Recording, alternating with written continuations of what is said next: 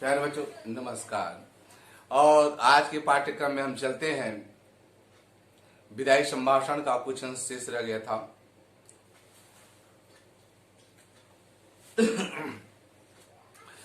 जिस प्रकार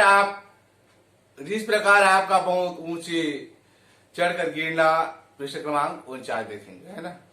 जिस प्रकार आपका बहुत ऊंचे चढ़कर गिरना यहाँ के निवासियों को दुखित कर रहा है और गिर कर पड़ा रहना उससे भी अधिक दुखित करता है। आपका पद छूट गया तथापि आपका पीछा नहीं छूटा। एक अदना क्लर्क जिसे नौकरी छोड़ने के लिए 1 माह का नोटिस मिल गया हो और नोटिस की अवधि को बढ़ी घृणा से काटता है। वास्तव में किसी को आपको सर्विस से निकाल दिया जा रहा है और जिस दिन उसको आवेदन पत्र मिलता है उसके मन में बहुत ग्लानि होती है कि अमुक संस्था में हम इतने लंबे वर्षों तक समय व्यतीत किए हैं, दुख और सुख में हमने साथ दिया है, अब उस स्थान को छोड़कर हमको जाना पड़ेगा। इसके मन में बहुत ग्लानि होती है, दुख होता है ना। एक बार भूपति मन माही भय ग्लानि मोर सुत नाही। ठीक इस प्रकार से घृणा कैसे काटता है। आपको इस समय अपने पद पर रहना कहाँ तक पसंद है? लॉर्ड कर्जन को कहा जा रहा है पसंद है। या आप ही जानते होंगे अपनी दशा पर आपको कैसी घृणा आती है। इस बात के जान लेने का इन देशवासियों को अवसर नहीं मिला, पर पतन के पीछे इतनी उलझन में पड़ते उन्होंने किसी को नहीं देखा था। आगे देखते हैं। माय लॉर्ड, एक बार अपने कार्यों की ओर ध्यान दीजिए। आपने जितने वर्ष भारत में रहे हैं और कौन कौन से कार्य किए हैं उसको एक आप नजर डालिए तो ध्यान दीजिए। आप किस काम को आए थे, आप किस लिए आए थे? भारत के विकास करने के लिए। किंतु भारत के विकास तो नहीं किए बल्कि उसमें फूट डालने की जो नीति अपनाई है, आपस में लड़वा दिए हैं और मनचाहा कार्य करने पर तत्पर हुए। ये उचित नहीं था, है ना। और आप क्या करके चले गए? शासक प्रजा के प्रति कुछ कर्तव्य होता है। शासक का प्रजा के प्रति कुछ कर्तव्य होता है। प्रजा पुत्र के समान होता है, राजा पिता के समान होता है और पिता का पुत्र के प्रति प्रेम आपका कितना था और कितना नहीं था आप भली भांति से जानते हैं। यह बात आप निश्चित मानते होंगे। सो कृपा करके बतलाइए, क्या कर्तव्य आप इस देश के प्रजा के साथ पालन कर चले? अपने प्रजा के साथ कर्तव्य का पालन किया है? बिल्कुल नहीं, उत्तर में नहीं आता है। क्या आंख बंद करके मनमाने हुक्म चलाना और किसी का कुछ न सुनने का नाम ही शासन है? जब चाहे मनचाहा कार्य करते रहे, आंख बंद कर काम करते रहे और प्रजा उसको सहते रहे और मानते रहे, क्या यही शासन है? बिल्कुल नहीं, उत्तर आता है।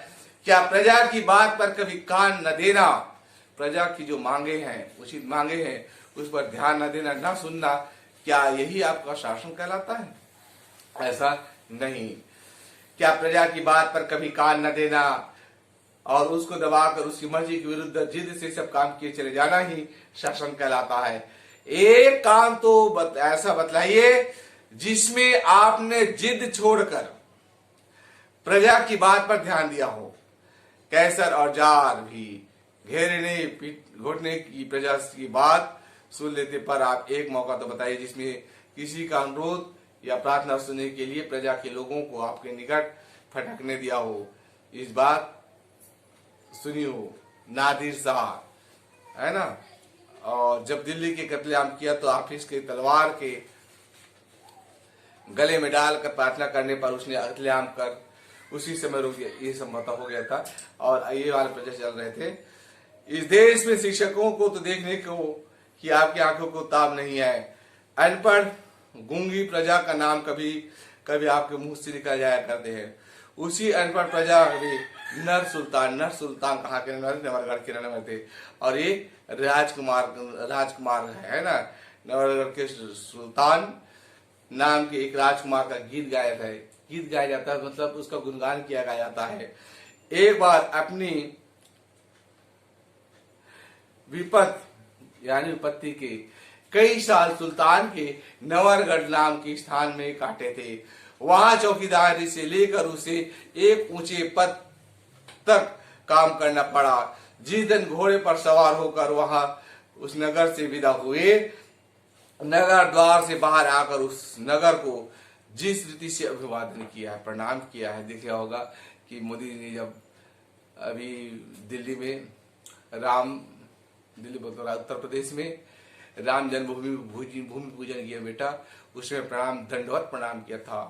तो जब भी देखे होंगे आप कार्य करते होंगे, जैसे कोई सामान बेचता है उस स्थान को जब हरते हैं बाजार में, हटरी में, भजन में, तो उस स्थान को प्रणाम किया जाता है।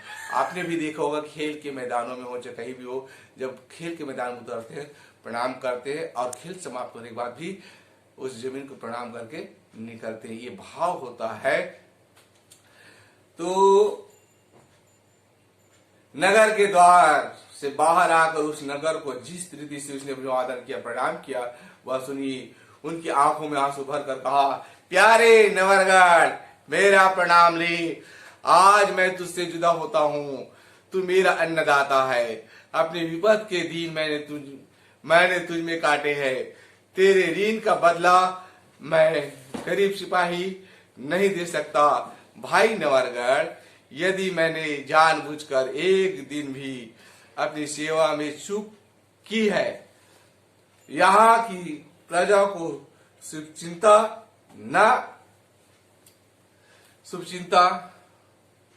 न की हो, यहाँ की स्त्रियों को माता और बहन की दृष्टि से न देखा हो, तो मेरा प्रणाम न ले। नहीं तो प्रसन्न होकर एक बार मेरा प्रणाम ले और मुझे जाने की आज्ञा दे।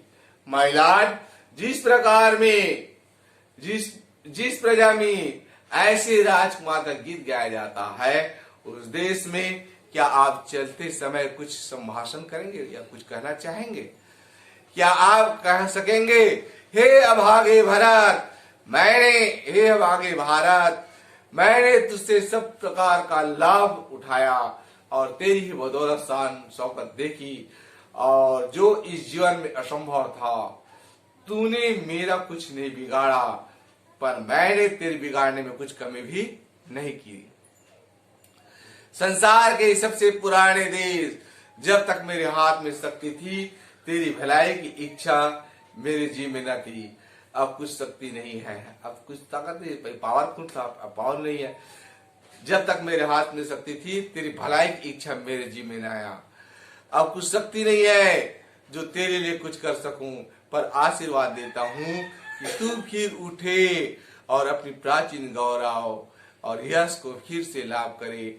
मेरे बाद आने वाले तेरे गौरव को समझेंगे।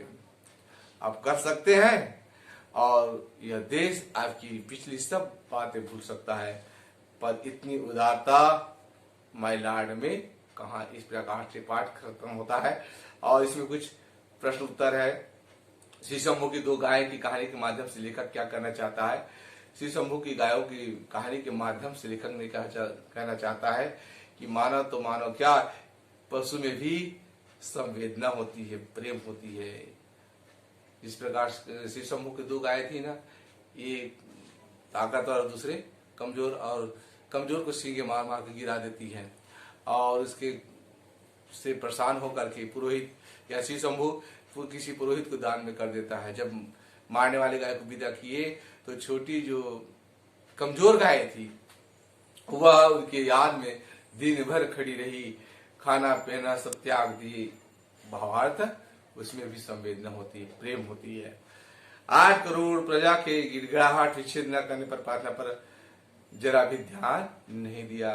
आपने अपनी जिद के कारण बंगाली भाषण 1905, जिस समय भारत की जनसंख्या 8 करोड़ लगभग थी, उसके प्रार्थना को भी स्वीकार नहीं किया। इस प्रकार से इसमें कुछ प्रश्न उत्पन्न है, और प्रश्न बनता है, लॉर्ड कर्जन की क्या इच्छा थी, उसका क्या दुष्परिणाम हुए या परिणाम हुए? लॉर्ड कर्जन चाहता था कि उसके विरोध में उठने वाले जितनी भी आवाज हो हमेशा के लिए बंद हो जाए। भारत में ब्रिटिश साम्राज्य की जड़ इतनी मजबूत हो जाए कि उसे कोई उखाड़ न सके, और उसने बंगाल का विभाजन करना चाहा। ये उनकी इच्छा है। उसने इस इच्छा का परिणाम अच्छा, इस प्रकार की इच्छा का परिणाम अच्छा नहीं हुआ। बंगाल के लोग बंगभंग योजना को अशांत हो गई और सर्वत्र अशांति फैल गई। स्वतंत्रता के लिए जन आंदोलन भड़क उठा। लॉर्ड कर्जन मूलतः जन विरोधी थे। लॉर्ड कर्जन मूलतः जन विरोधी थे, इसे सिद्ध कीजिए। लॉर्ड कर्जन मूल रूप से जन विरोधी शासक थे। वे अपनी मनमानी करना चाहते थे, जो कि शासक के शासन के सेवक थे। इसलिए कभी उनकी नजरों में श्रेष्ठ सिद्ध शासक होना चाहते थे। वे ऐसे कार्य करना पड़ा जिसमें ब्रिटिश शासन प्रसन्न हो, भारतवर्ष उनकी मुट्ठी में हो। इसलिए उन्होंने भारत की उन्नति के बजाय उनकी शक्ति को कम करने की योजना बनाई और उन्हें दबाने की कोशिश की। उन्होंने जानबूझ करके मनमानी की और प्रजा की बातें को अनसुनी की। प्रश्न अगला बनता है, विदाई के समय करुणोत्पादक होता है। इस तथ्य को सप्रमाण सिद्ध करना है। विदाई के समय अत्यंत करुणाजनक होता है। उस समय हमारा लगाव जाग उठता है और प्रेम हो उठता है। चाहे हम अपनों से कितना भी झगड़ते हों, तब भी उसका अभाव या कमी हमको खलता है।